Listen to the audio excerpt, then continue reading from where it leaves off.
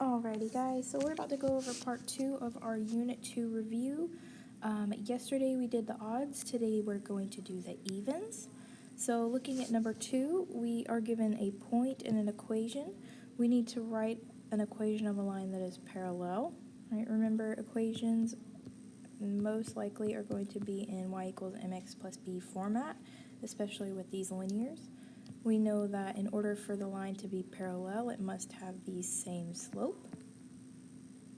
Okay, this means that we're going to look at our initial slope of negative 1/8, which means our new slope is also going to be negative 1/8.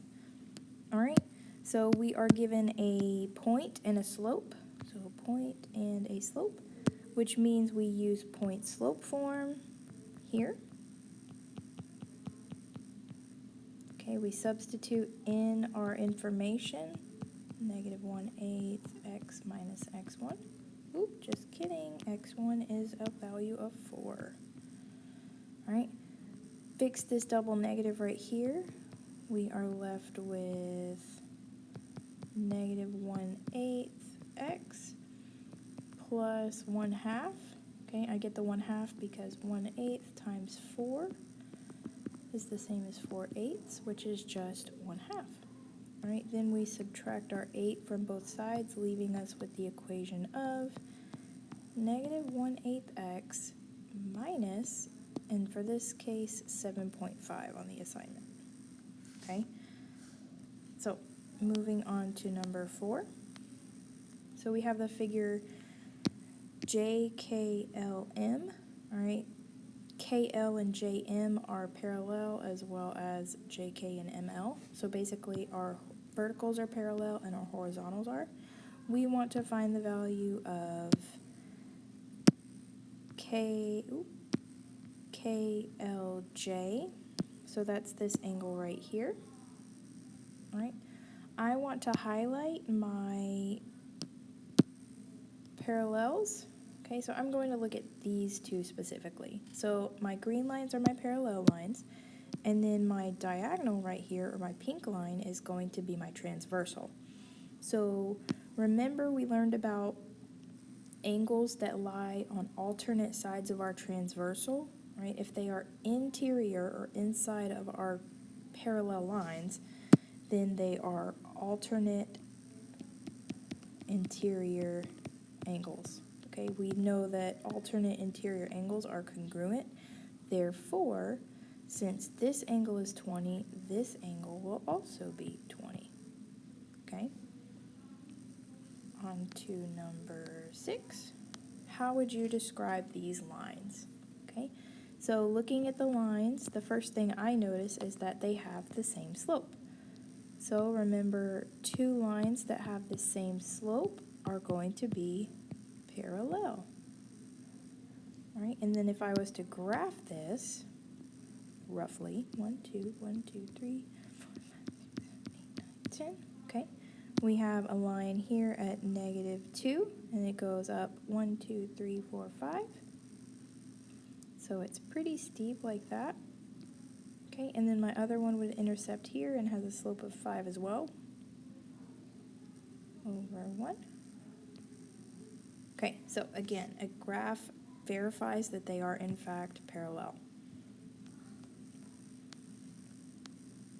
Number 8, how do we prove that these two lines are perpendicular? Okay, remember we've talked about perpendicular, their slopes are kind of special. So we have 1/2 and negative 2, which is the same as negative 2 over 1. Both of these are going to be opposite, so positive and negative. And then if you notice, this is 1/2 and this is 1/2 upside down. So we call that opposite reciprocal. Remember, that is just meaning that the signs are the opposite and the fraction is flipped upside down, like that. Okay? So we also know that perpendicular lines have to have a product of negative 1. So product being multiplication, if we multiply these two together, we get negative 2 over 2, which is negative 1. So it is, in fact, parallel, or perpendicular. Number 10, if an appliance is used to cook food, then it is an oven. What would be a counter example? Counter examples disprove a statement. Okay, so remember, if I tell you it has to be an oven, then a counter example is your opportunity to prove me wrong, right? The most popular one that people think of might be microwave. You can also cook in a rice cooker. Okay, so these are both counterexamples of appliances that you can use to cook food that are not an oven.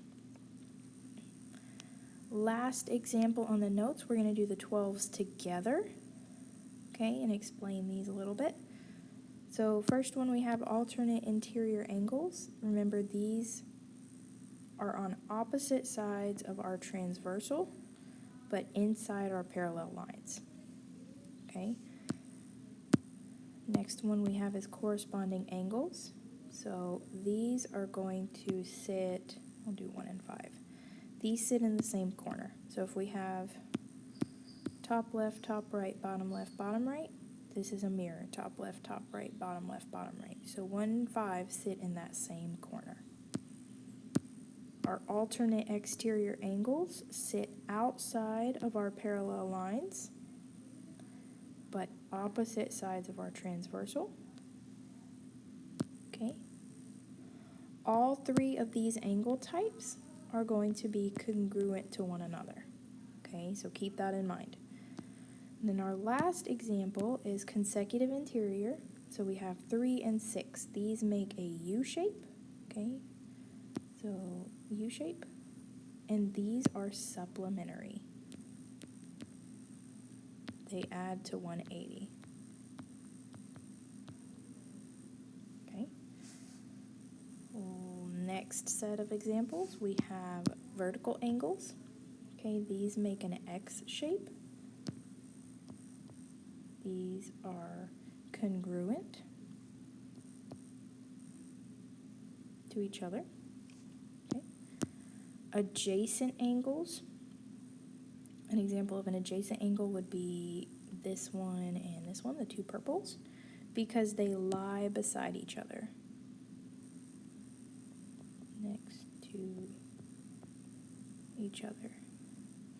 Or they share a ray or line.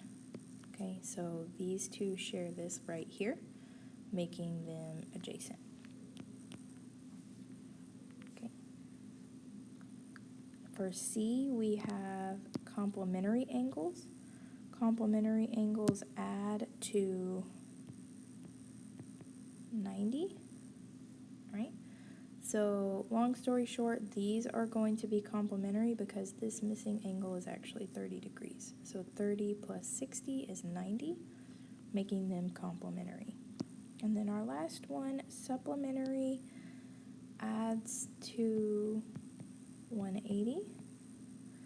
Okay, remember supplementary makes a straight line.